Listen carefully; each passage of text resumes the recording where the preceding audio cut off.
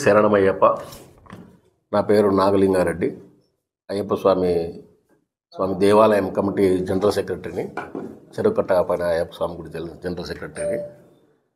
ఈరోజు ముఖ్యంగా ఈ ప్రెస్ మీట్ పెట్టడానికి ముఖ్య కారణం ఏమంటే, గతంలో చెరుకట్ట పైన అయ్యప్ప స్వామి గుడి దేవాలయ కమిటీ పైన అనేక వివాదాలు నడుస్తున్న విషయం అందరికీ తెలిసిన విషయమే.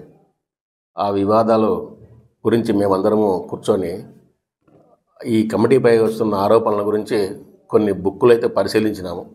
ఈ పరిశీలించి లెక్చర్లన్నీ చూసి అకౌంట్లో విషయాలు కొంచెం తేడా ఉన్న విషయాలు అందరూ ఆరోపణలు చేయడం వల్ల నేను ఆ బుక్కులన్నీ చూశాము. ఎటువంటి ఈ రకంగా లెక్కాచారాల్లో కూడా డిఫరెన్స్ లేవు, అన్నీ కరెక్ట్గానే జరుగుతున్నాయి. ఈ విషయం నేను మనస్ఫూర్తిగా నమ్ముతూ, ఇంకా విషయాల్లో కొంతమంది దేవాలయం దగ్గర కమిటీ మెంబర్లు అధ్యక్షుల పైన అవిశ్వాస తీర్మానం పెట్టాలని ప్రతిపాదించగా, నేను ఆ విషయాన్ని అందరికీ నోటీస్ పంపించి అవిశ్వాస తీర్మానం పెట్టాను. గతం 1.5 month బ్యాక్, 1.5 నెలల క్రితము. ఈ అవిశ్వాస తీర్మానానికి కొంతమంది నలుగురు వ్యక్తుల నలుగురు మెంబర్లు మాత్రమే ఆ తీర్మానం ఆమోదించారు. అదే విషయాన్ని మనము జిల్లా హరీష్ సార్ గారికి పంపించినాం. ఆయన అన్ని పరిశీలించి ఈ 11 మంది మెంబర్లు కోరం లేనందువలన మీరు పెట్టిన ఈ తీర్మానాన్ని నేను తిరస్కరిస్తున్నానని చెప్పి నాకు వ్యక్తిగతంగా పిలిచి ఆయన ఒక లెటర్ కూడా ఇచ్చాడు. అవిశ్వాస తీర్మానానికి సంబంధించి తిరస్కరిస్తున్నట్లు లెటర్ ఇచ్చాడు ఆయన. అందువలన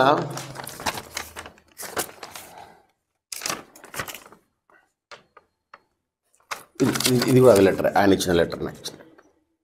అవిశ్వాస తీర్మానం చెల్లదు, కోరం లేనందువలన ఈ అవిశ్వాస తీర్మానాన్ని మేము తిరస్కరిస్తున్నామని చెప్పాం. అలాగే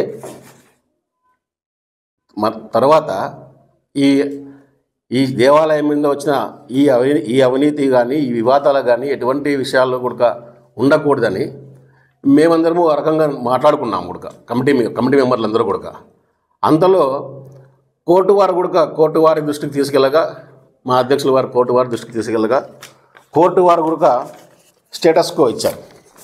మలయాళం సమాజం నందకుమార్ గారు, మా సాయి అయ్యప్ప సేవా సమాజం అధ్యక్షులు మణికంఠ గారు ఇద్దరు కలిసి, అందరూ కమిటీ వాళ్ళందరూ కలిసి యథాస్థితిగా నడపాలి గుడిని అన్ని రకాలుగా.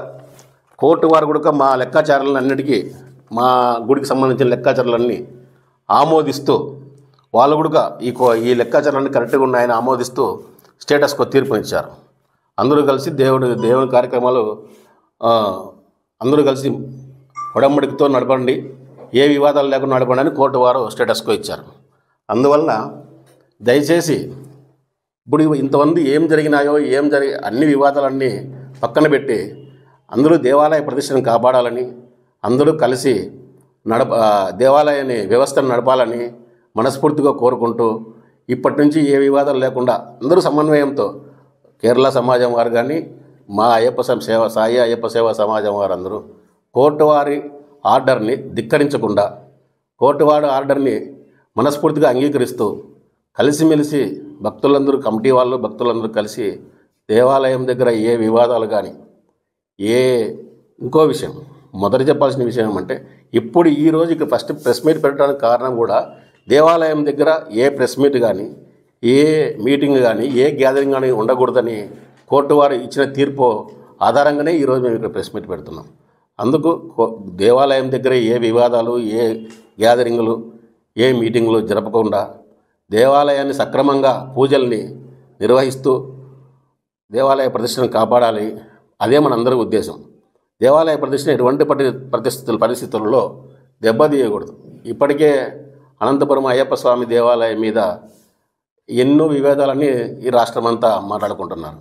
ఇప్పటికి ఫుల్ స్టాప్ పెట్టి కోర్టు వారి ఆర్డర్ని మనందరం మనస్ఫూర్తిగా శిరసా వహిస్తూ దేవాలయం దగ్గర ప్రశాంత వాతావరణంలో పూజలు మంచిగా జరుపుకోవాలని అందరూ కలిసిమెలిసి కేరళ సమాజం వారు అందరూ కలిసి నిర్వహించి విజయవంతం చేయాలని మనస్ఫూర్తిగా కోరుతున్నాను.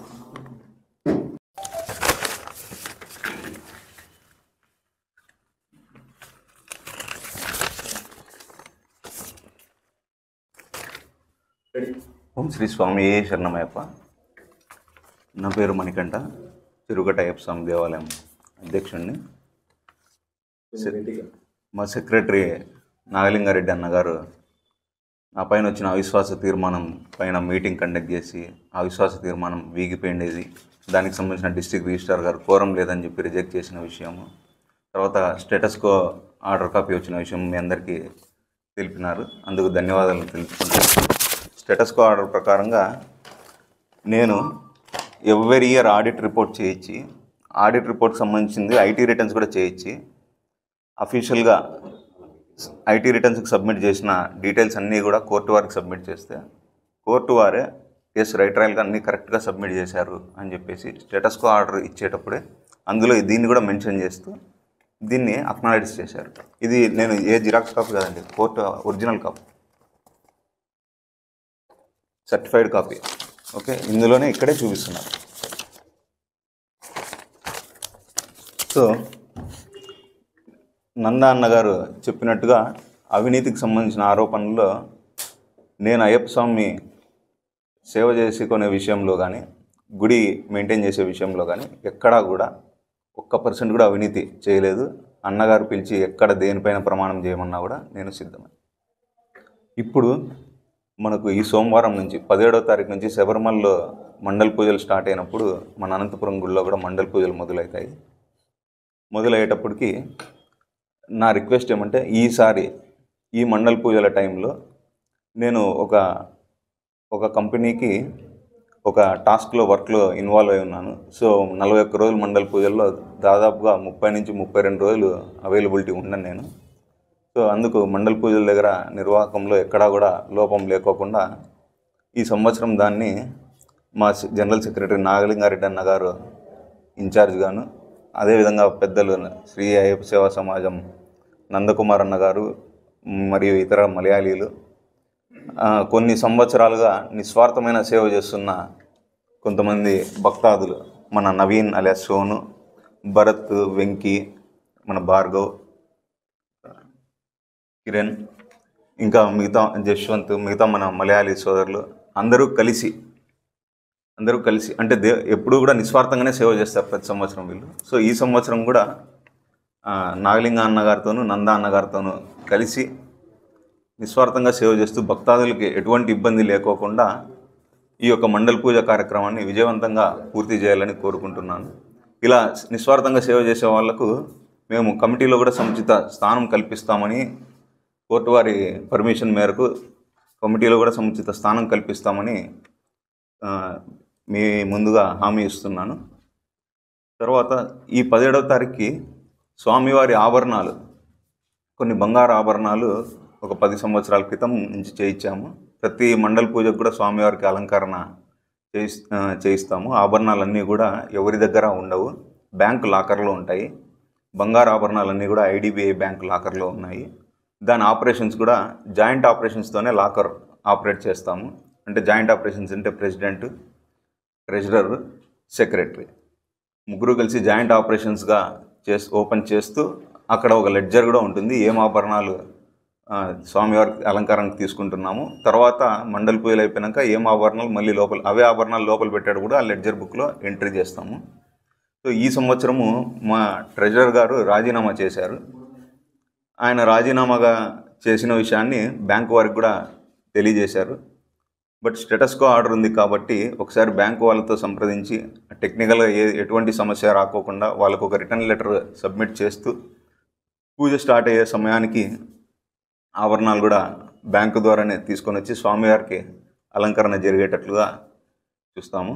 ఇక్కడ మాది ఒక చిన్న భయం ఏమంటే,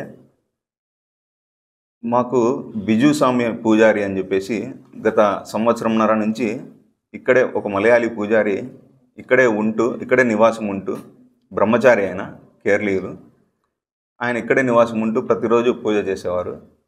నాకు మొన్న 3 రోజుల కింద తెలిసిందేమంటే, ఆ పూజారి గారిని కూడా ఇప్పుడు అక్కడ ఎవరైతే గుడి దగ్గర ఉన్నారో, అంటే అవుటర్స్, థర్డ్ పార్టీ వ్యక్తులు కొంతమంది ఆయనని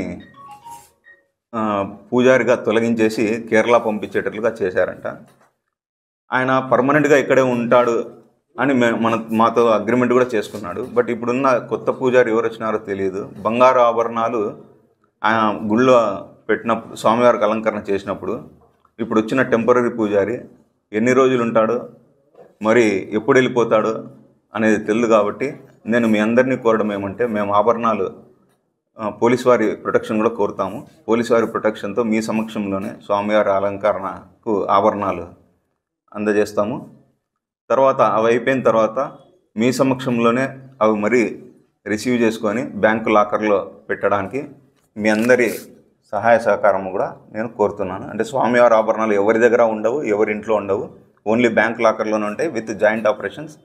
సో ఆభరణాలు ఎలా అయితే స్వామివారికి అలంకరణ చేస్తామో మరి అలాగే తిరిగి బ్యాంక్ లాకర్లో పెట్టడానికి మీ అందరి సహాయం కోరుతున్నాను. మీతో పాటు భక్తాదుల సహాయం అందరి సహాయము కోరుతున్నాను.